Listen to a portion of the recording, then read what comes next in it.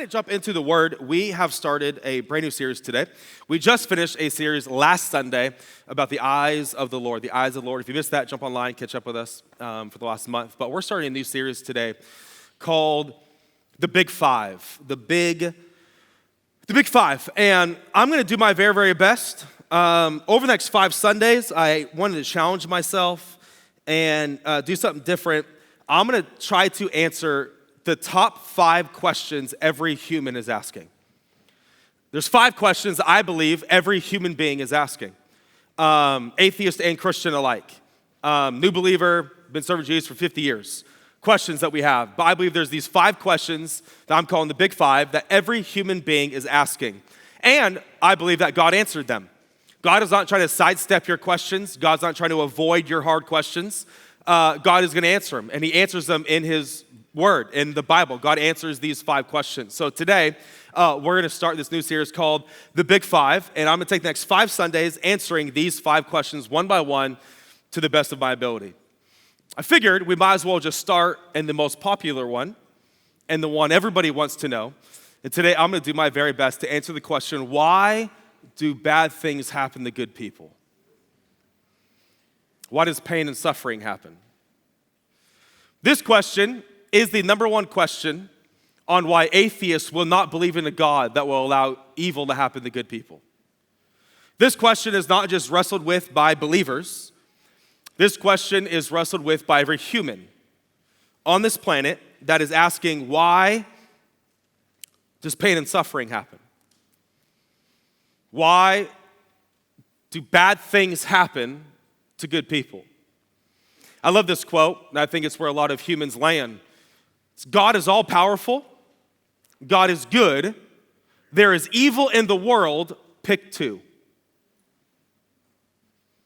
If God is all-powerful and he's good, then there can't be evil in the world because he's good and he's all-powerful. If he's all-powerful and there's evil in the world, he can't be good. Because if he's all-powerful, why is he allowing evil things to happen? Therefore, he's not good.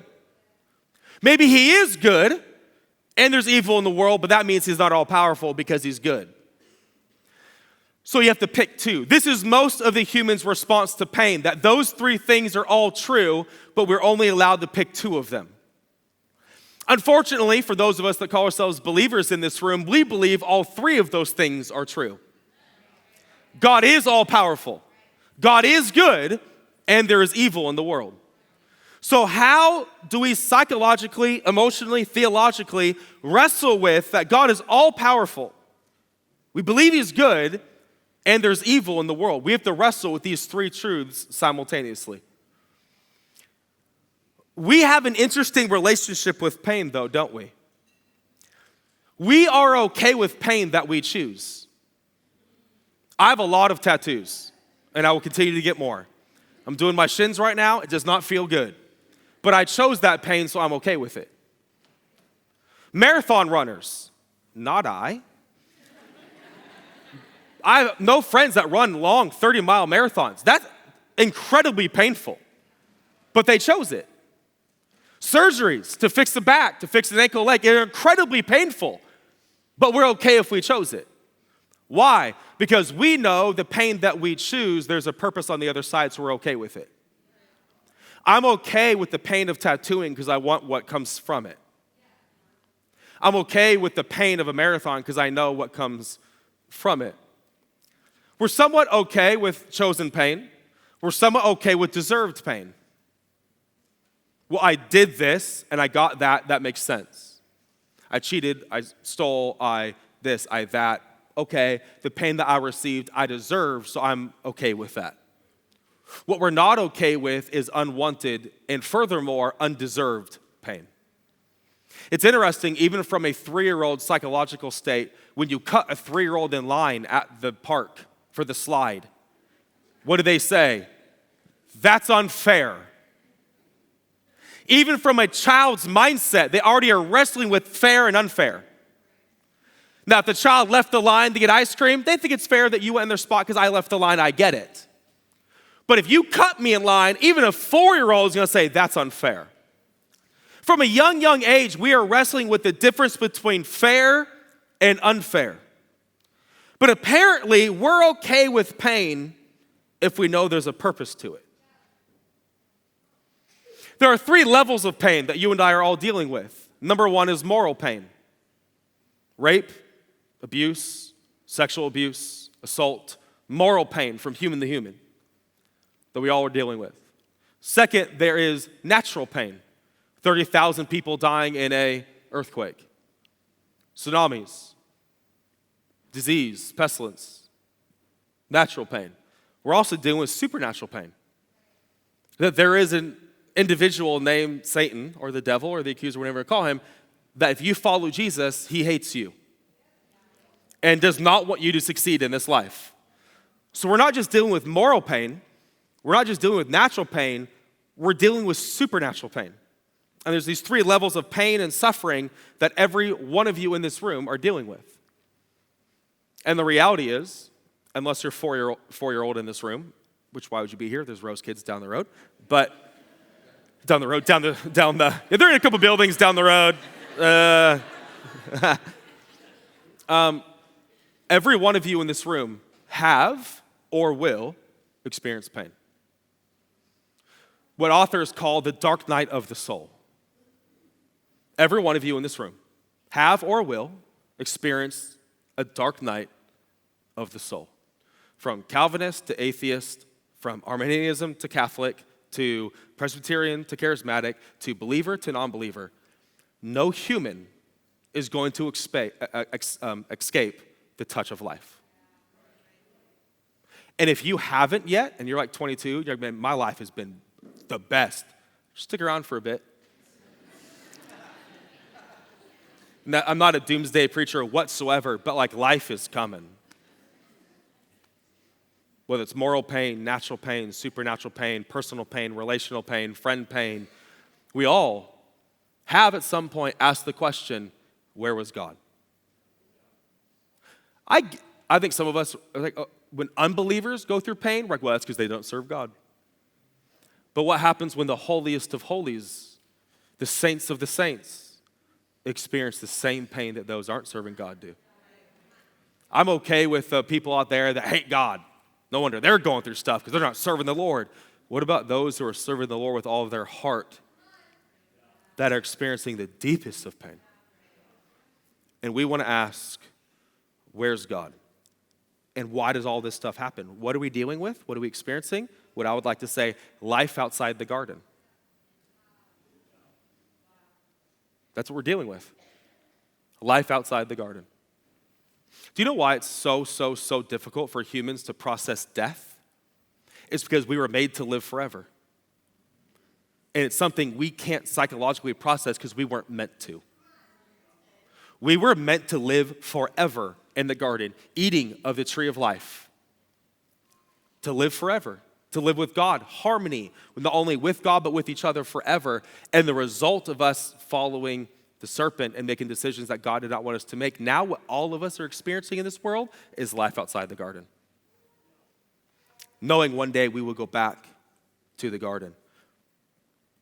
Today, I'm going to do my very, very best.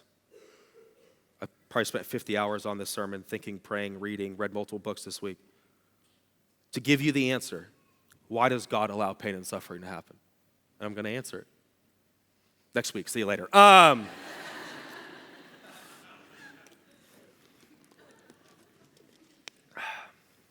God answers it in a book named Job. Not Job, Job. There's a book named Job in the Old Testament. And God answers the age-old question, why? We're going to read all of chapter 1 together. And we'll skim some other verses throughout the rest. But we're going to read all of chapter 1 because chapter 1 is the prologue to the rest of the book. Chapter 1 gives us the whole context. And there's 42 chapters in Job. Chapter 1 gives us the context, and the other 41 chapters are just answering what we learned in chapter 1. You good? We'll see how you are in about 20 minutes. There was a man in the land of Uz whose name was Job. Here's the definition of the man. And that man was blameless, upright, one who feared God and turned away from evil. He's perfect. There were born to him 7 sons and 3 daughters. He possessed 7,000 sheep, 3,000 camels, 5,000 yoke of oxen, 500 females. In other words, he's a billionaire. He's filthy rich. Filthy, filthy, filthy rich. And he's perfect, apparently. His sons used to go and hold a feast in the house of each one on his day. And they would send an invite to their other 3 sisters to come eat and drink with them. And when the days of feast had run their course, Job would send and concentrate them, and they would rise early in the morning and offer a burnt offering according to the number of them all. For Job said, it may be that my children have sinned and cursed God in their hearts. In other words, Job's praying for his children every morning. He would get up and offer sacrifices to make sure his children are right before God. Here we go, verse 6, where it gets really interesting. Now, there was a day when the sons of God, or the heavenly council, we won't get into that today, came to present themselves before the Lord, and Satan was there. So apparently Satan gets to go talk to God whenever he wants. The Lord said to Satan, where have you come from? Satan answered the Lord and said, well, I've been going to and fro on the earth, walking up and down on it. And the Lord said to Satan, have you considered my servant Job? Now look how God talks about him. Have you considered my servant Job? There is none like him in all the earth, blameless, upright, fears God, turns away from evil. So God thinks about him. Then Satan answered the Lord, does Job fear God for no reason? Have you not put a hedge around him and his household and all the things that he has on every side? You blessed the work of his hands, and his possessions have increased in the land. But stretch out your hand and touch all that he has, and he will curse you to your face. That's what the Lord said to Satan. Behold, all that he has is in your hand. Only against him do not stretch your hand out. In other words, you can touch everything he has but him. You can't touch him. So Satan went out from the presence of the Lord. Now there was a day when his sons and daughters were eating and drinking wine in their oldest brother's house, and there came a messenger to Job and said, the oxen were plowing, and the donkeys feeding beside them, and the Sabeans fell upon them and took them and struck down every single servant with this edge of the sword. I alone have escaped to tell you. While he was yet speaking, another man came up to him. The fire of God fell from heaven and burned up all your sheep, all your servants, and consumed them. I alone have escaped to tell you. While he was yet speaking, another came up and said, the Chaldeans formed 3 groups and made a raid on all of our camels. They took them all, struck them all down, all the servants with the edge of the sword, and I alone have escaped to tell you. While he was yet speaking, another came. Your sons and your daughters were eating and drinking wine in the oldest brother's house, and behold, a great wind came across the wilderness and struck the 4 corners of their house, and it fell upon the young people, and they are all dead. For I alone have escaped to tell you. So in one day, 5 messengers have come to say, all of your money is gone, all of your future is gone, all of your children are gone, all 10 children are gone, everything you own is gone. And one day, 5 messengers come to Job and say, everything you have in this life is gone. But yet he was righteous, upright, blameless, and God said, this is my servant. How do we reconcile a blameless, upright man who looks away from evil, that experiences such pain and suffering? Look at what Job does in verse 20. Then Job arose, tore his robe, shaved his head, fell on the ground and worshiped. I didn't think that word was coming. And he said, naked I came from my mother's womb, and naked I shall return. The Lord has given, and the Lord has taken away. Blessed be the name of the Lord. And all of this, Job did not sin or charge God with wrong. Other versions say, in all this, Job did not sin against the Lord with his mouth. We have some premises to argue with, don't we? Righteous, blameless, perfect, turns against evil, loves the Lord. As a servant, God says, this is my servant. And then Satan apparently gets to talk to God whenever he wants. He goes up into his heavenly council and says, and God says, have you looked at my servant Job? And the devil says, yeah, let me touch everything he has and he'll hate you.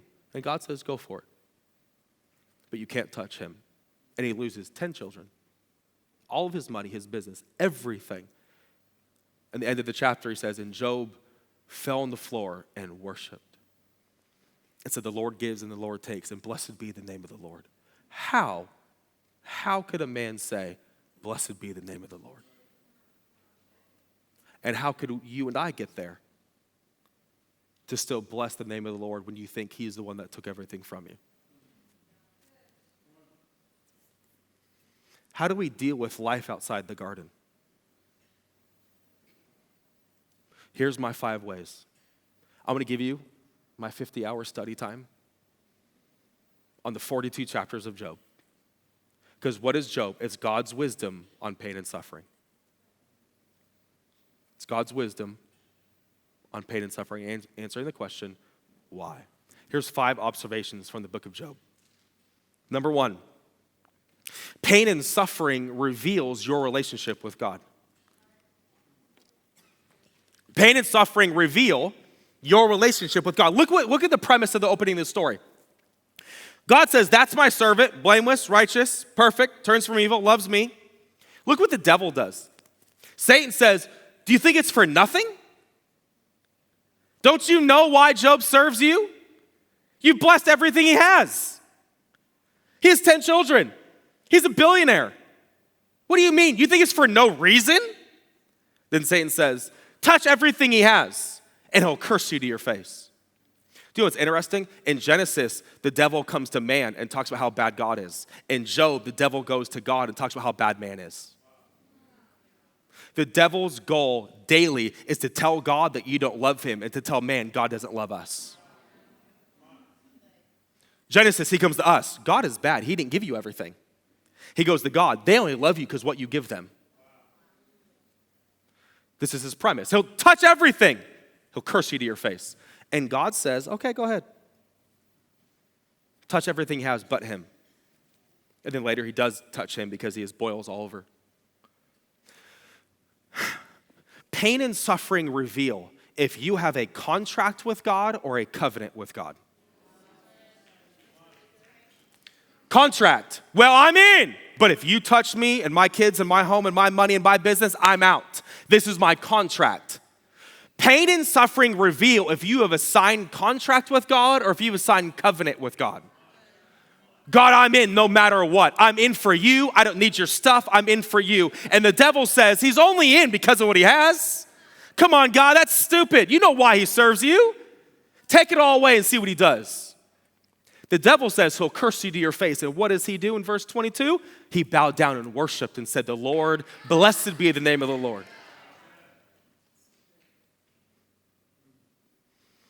Why? Because a tested faith is a trusted faith.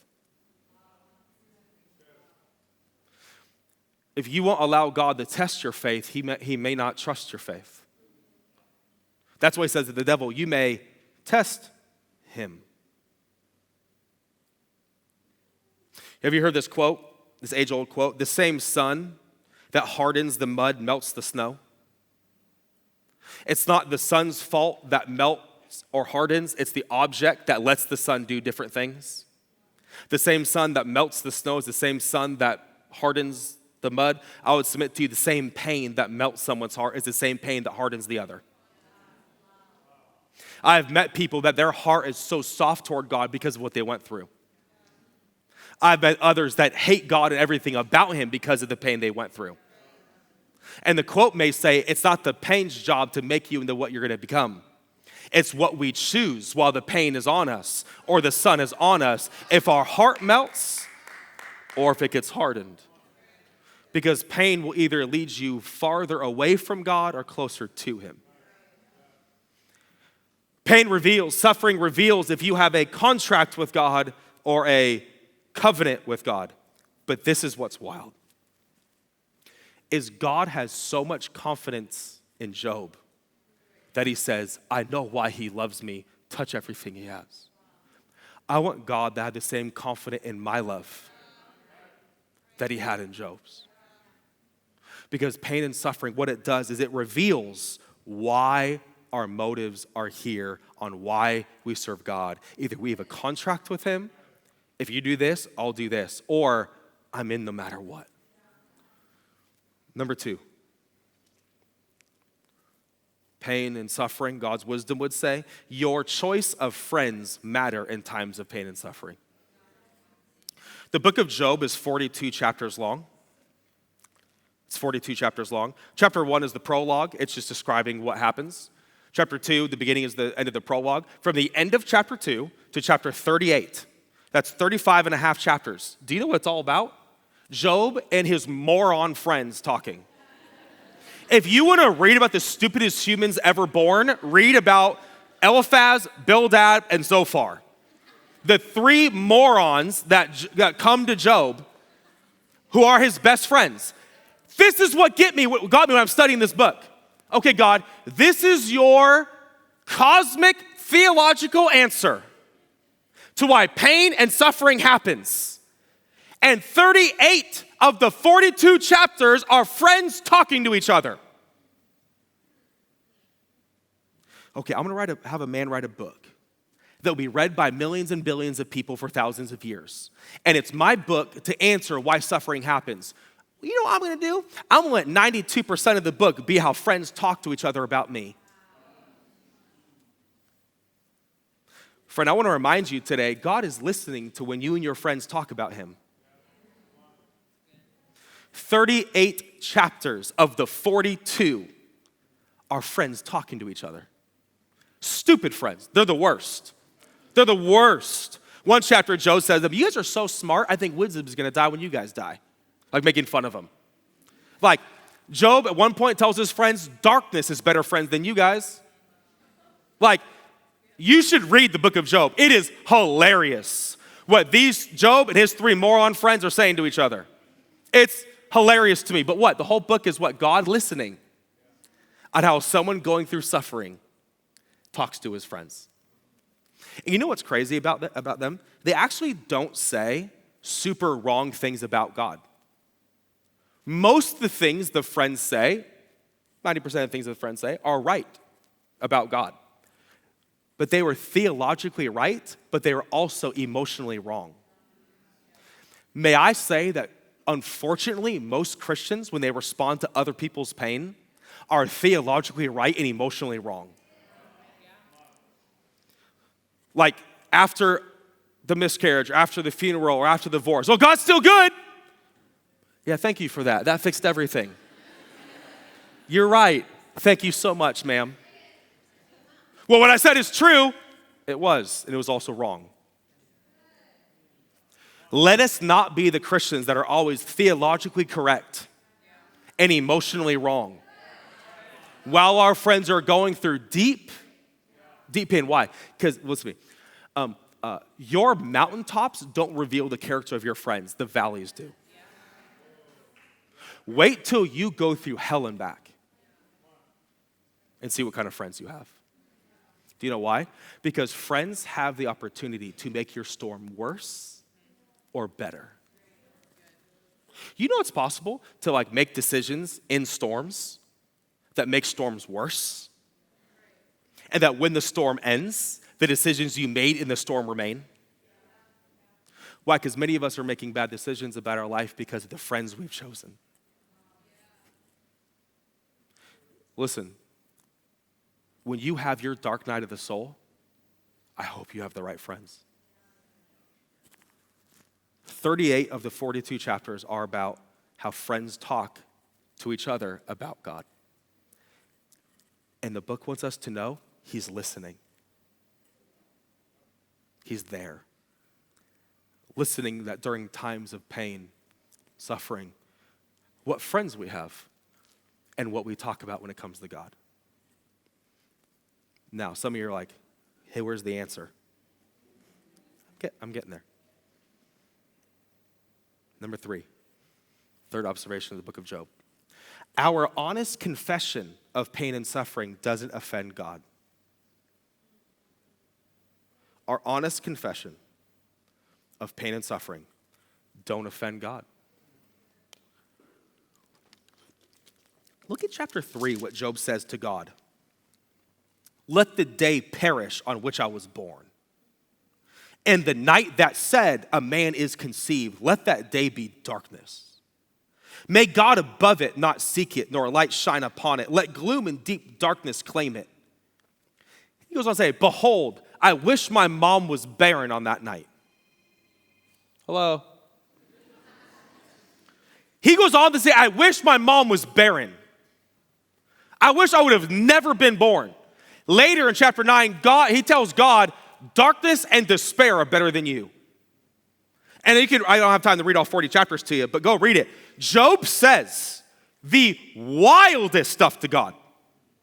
Like mean, evil, heretical, non-theological, wrong. He attacks God. He attacks his character. One chapter he says, Lord, I wish we could go to a courtroom so I can make you go to jail. Lord, let's go to court. Get me a lawyer, and I'll prove to you how evil you are. Like, the stuff that Job says to God, I don't think you and I want to say out loud. But Job does. And look at what happens at the end of the book. I don't know why my voice did that, but look, the end of the book, this is what God says to Job. But also notice, if you read the book, so chapters 1 to 39, God is silent. He says nothing. Chapter 39, God chimes in, and he literally says, my turn, you stupid people. That's what he says. You guys are stupid now. Listen to me. And he just starts talking. This is what he says about Job. Chapter 42 and verse 7. After the Lord had spoken these things to Job, the Lord said to Eliphaz, one of the stupid friends, my anger burns against you and against your two friends. Look at this. For you have not spoken of me of what is right. You've said incorrect things about me, unlike my servant Job.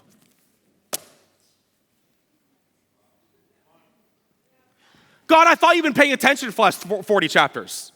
You heard what Job said to you, and he has the audacity to say, Job has spoken well of me, and you guys have not. I thought of this deeply, and this is why. Right? This is so good. Write this down. This is bouncy.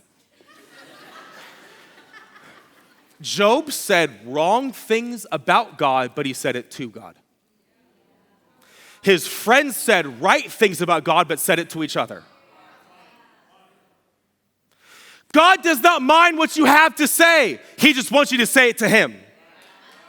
You've said it to every counselor, every psychiatrist, every friend, every neighbor, but you even said how you feel about God to God. Well, God, I hate you. Just say it to me. I'm so mad at you. Say it to me. God would rather you say incorrect things to him than correct things to others. He says about them, what you said to me was wrong. And I'm like, they said pretty much right things. Most of the things the friend said about God were correct. Everything Job said about God was incorrect. And God says, he's honored me. Why? Because he said it to me. Not one time in the 42 chapters did the friends talk to God. Not one time. They only talk to Job. Side note, find you some friends that will talk to God on your behalf. Not one time in 42 chapters did the friends go to God. They only talked to each other. But all of the time in the 42 chapters, Job went to God. He said horrible things, but at least he said it to God. How do we handle pain and suffering? Say what is true to God. I hate you. Just say it to me. I'm mad at you. Just say it to me. I don't know where you were when I was 7. Say it to me. I don't know where you were when I was 15. Just say it to me. I think you're evil. Say it to me. God does not mind your confession. He minds your direction. Say what you want to say, but he wants you to say it to him. And he deems that good? I love this quote by Timothy Keller. God wants to walk with you through your pain. Not sit with you, because that leads to depression. Not run with you, because that leads to lack of growth, but walk with you. God will not sit with you in the pain, because that will lead to depression. He will not run with you through it, because you won't grow. He will walk with you. And what do you do when you walk with someone? Talk to him.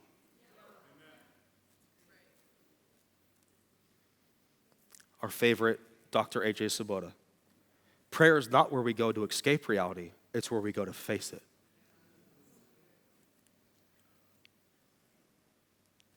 Prayer is not where you go to lie to God. It's where you go to tell the truth to God.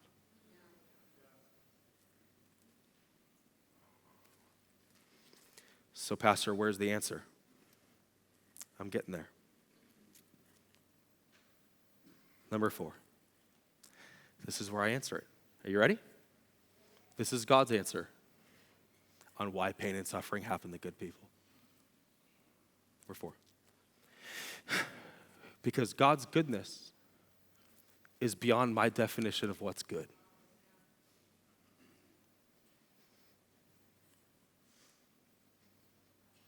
God's goodness is beyond my definition of what's good.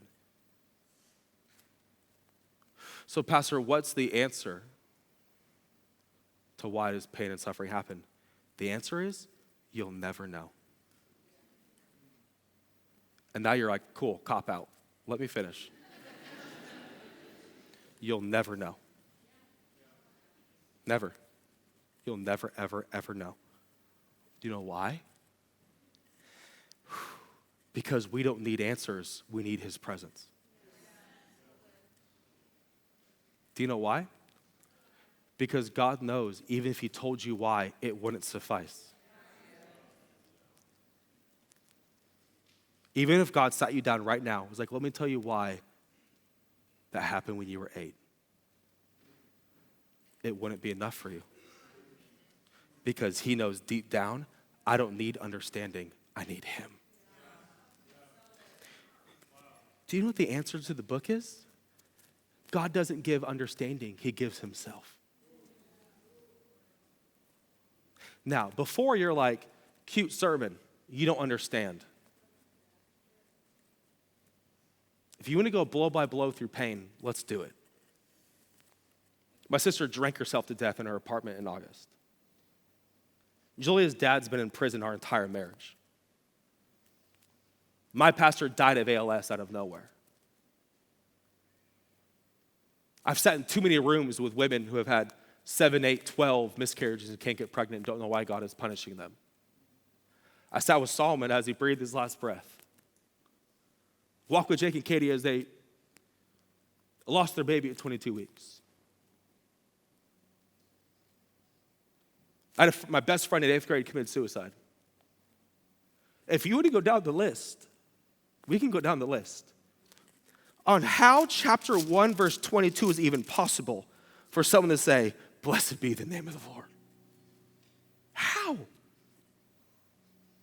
How can the righteous who go through undeserved pain go, blessed be his name? Because we don't need answers. We need him. This is why.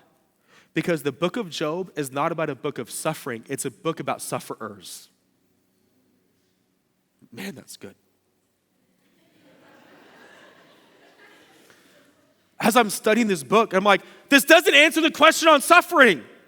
And God's like, because it's not a book about suffering. It's a book about sufferers. Because I will not give my attention to suffering, but I will give my attention to sufferers. So what's the answer? I'm not going to give it to you. It's so funny. Go read it, chapter 40. God goes, where were you when the first sunrise came, Job? Where were you when the earth shook? He goes through all these lists. Where were you? In other words, he's like, you want to give an answer? Go ahead. You were there when the first sunrise came? Tell me how it was. You were there when the first lamb gave birth? Tell me how that was. You were there when the stars found their place? Tell me how that was. He goes through a whole chapter telling Job how stupid he is. He goes, where were you? At the end he goes, you weren't there, were you? But I was. So I'm looking like, what is the answer then? We don't need one. You don't need one. What you need is him. And if we can go down the list of the pain in this room, wives bearing husbands and husbands bearing wives and bearing babies and bearing siblings and divorces and abuse and rape and molesting, and let's go down the list. And Christians going, where were you? How dare you? I want an answer. I'm not going to give you one. Why? It won't matter. Because if I give you it, it still won't suffice the mental fortitude that you're wrestling with. I don't give answers, I give myself. I love this quote. If God were small enough to understand, wouldn't be big enough to worship.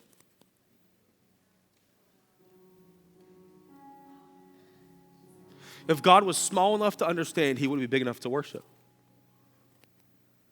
Pastor, what's the answer? Why? I don't know. And you never will.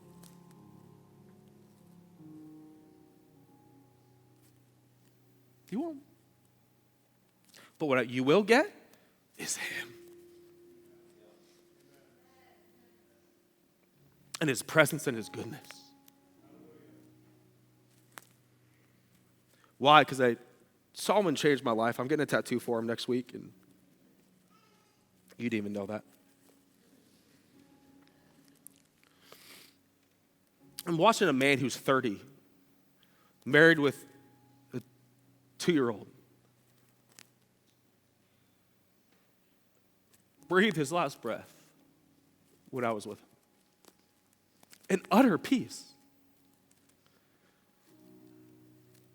In utter peace. And he looked at me and he looked at Hannah and I was like, I'm okay with this. I'm like, I'm not. We're not. He's like, I'm okay with this. And it got me. Peace with God will always lead to the peace of God. If you're still wrestling with this whole thing, no wonder you don't have the peace of God, because you don't have peace with God. I was watching a man go into eternity because he had peace with God. You will never receive the peace of God if you don't have peace with God. Number 5, the last thing that happens in the book is the greater the suffering, the greater the reward. I warned you, Hannah. You shouldn't have come today. I don't like you being here. Look what God says back to Job in chapter 42, verse 10. This is how the book ends. And the Lord restored the fortunes of Job when he had prayed for his friends. And the Lord gave Job twice as much as he had before. So what's the result of pain? Double the reward. Go read the rest of the chapter. He gets 10 children back. He gets 14,000 sheep and 10,000 cattle. He gets double of everything. And you know what he names his daughters in Hebrew? Dove, cinnamon, and eyeshadow. In Hebrew. How pretty is a dove? The smell of cinnamon, the beauty of eyeshadow. Hear me? Be careful what you name things after suffering. He does not name his daughter pain, suffering, anger. He names them beauty, like eyeshadow, sweet as doves, and as precious as cinnamon. Be careful what you name things post-suffering. Because what you name things gives way to the revelation you learn during the suffering. He gets it all back and goes, I'm going to name her Dove, cinnamon, and eyeshadow, and then all of his sons. And he gets it all back. Am I saying you're going to get the business double back and the kids and spouses and loved ones and mothers? And I'm not saying physical reward, but I am saying you're not going through it for nothing. A reward is on the way. Pastor, prove it. I will. 2 Corinthians chapter 4. That is why we never give up. Though our bodies are dying, our spirits are being renewed every day. For our present troubles are small. Now, present troubles, their friends' heads are getting cut off. This isn't present troubles like Bob ate my sandwich at work again. Like their friends and family are getting sawed in half. And Paul has the audacity to say, oh, these are small troubles. And they won't last very long. Yet they produce. Whoa. My pain is producing something? Yes, it is. My pain is working for me? Yes, it is. What is it producing? A glory that outlasts vastly outweighs them all. What is my pain doing? producing a glory that outweighs it all. And this glory will last forever. So we don't look at the troubles we can see now. We don't look at the troubles we can see now. Rather, we fix our gaze on the things that cannot be seen. For the things we see now will soon be gone, but the things we cannot see will last forever. Paul says, hey, what we're going through is nothing. It's producing glory that will outlast the pain, and it will live forever.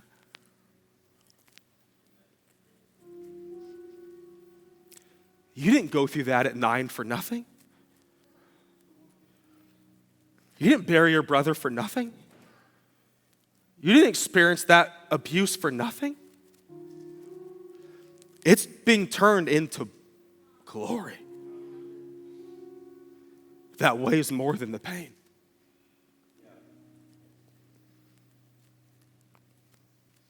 This is God's wisdom on pain and suffering. I answered it the best I could. You don't need understanding. You need Him. And that's not a cop-out, it's wisdom.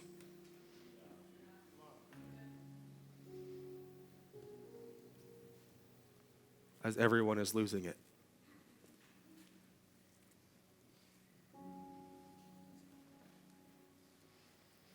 I'm praying today for deep spiritual healing.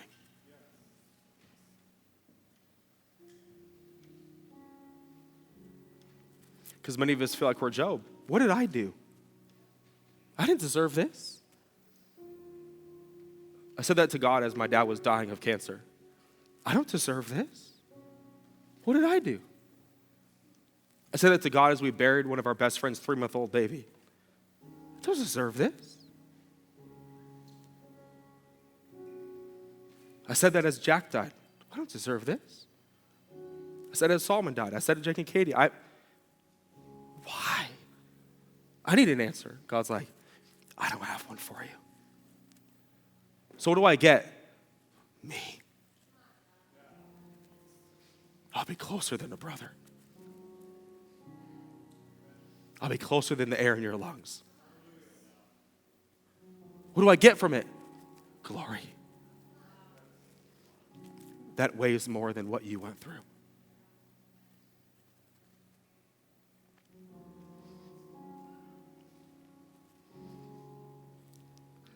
Because pain and suffering has a way of revealing, do you have a contract or a covenant? Because life is going to touch us all. It has and it will. But blessed be the name of the Lord.